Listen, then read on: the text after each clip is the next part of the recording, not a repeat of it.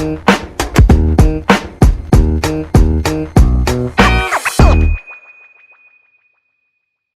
back to our next episode. And in this episode, we want to discuss what is actually missing in Durbar as it is today. Durbar as a festival, no doubt, is gaining or has gained global recognition. And we all appreciate that it's something that is lovely. There's a large number of audience who are glued and interested in what happened around the Durbar festival. But what exactly is missing? Or what are those things that are still missing? I think for me, I would like to start them by saying, in the first place, we still don't have proper archives, museums that can actually store and present this Durbar content after the Durbar itself. Most times after the Durbar, a lot of it has got to do with 1 minute post, 2 minute video post, and then that is all. But when you go back to this Emirate, when you walk into an average Emirate in the north, you hardly see a deliberate and intentional effort to represent or showcase the beauty of this Durbar, that at the end of the day, you're even longing like you really, really want to be part of the next one. So we need more archives, properly organized. We need a contemporary museum. I don't think we have a contemporary museum that when I talk about museum, I'm talking about when we travel outside this country, go to places like Saudi Arabia today, that is using their culture to improve their tourism market and even improve their revenue for the country. So we need to go beyond the kind of museums we have today to contemporary and modern kind of museum that is interesting for the average educated young mind that is curious, who want to be part of, and also be curious to visit again and again for the purpose of what? Learning. And we still don't have a structured tourism. To be honest, when we talk about tourism system around the Emirate, you go to an Emirate today, the person even taking you around, talking to you about the history and culture, there's still a lot that the way the person I remember one time we went to Jamaica, and the guy that took us around the Bob Marley museum, by the time the guy finished talking, look, everybody was just clapping for him, because the way he talks, he just keep you glued. The information stick to your head. You're more interested in learning more about it. So I think we need to get more people with better communication skill, people who know how to manage communication. We need to get more of those people into our presentation for most of our Emirate tourism related activities. And then we also need to have a structured tourism pattern. For instance, if I'm going to Zaria, what is that structured pattern of tourism that by the time I experience it, I could feel the need that even on my own, I want to voluntarily promote this Emirate. We need to do a lot in terms of how we structure our tourism. We need to look at the flow itself, from accommodation. What kind of activities do we do? Are we deliberately packaging some of our cultural related activities in the palace for tourism, for tourists to experience outside coming to the palace during a traditional event or the regular Durbar event? We need to have certain planned program that if I visit any Emirate, let's say every month, there should be something that is organized to welcome me and make me feel interested in wanting to be there.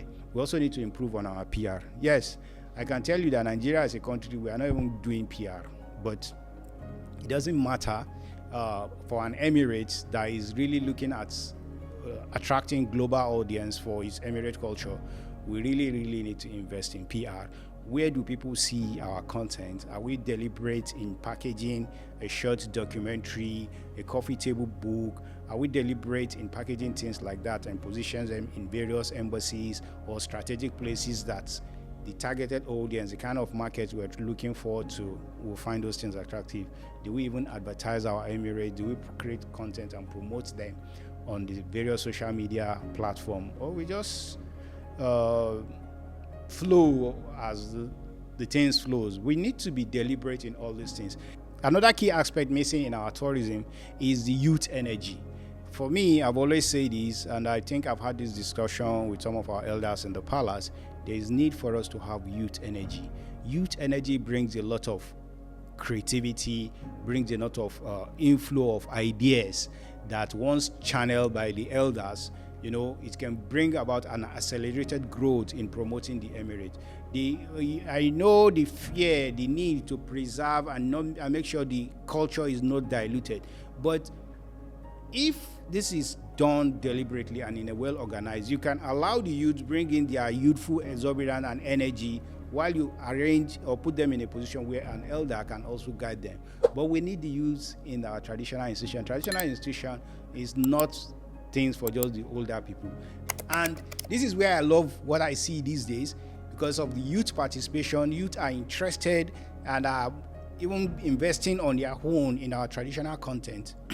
You will see a lot of young guys today who pick on their own, try to create content around this Emirate system. So I feel like the traditional institution need to take advantage of this energy, this creativity, and this interest from the youth by creating what I will suggest to be like a youth arm, like a youth committee in the palace, where those youths will be given like a mandate under the supervision of an elder in the palace. Trust me, if we have things like this, it will bring a lot of changes.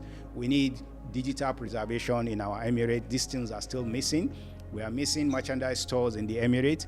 We are missing professional documentaries about the Emirate.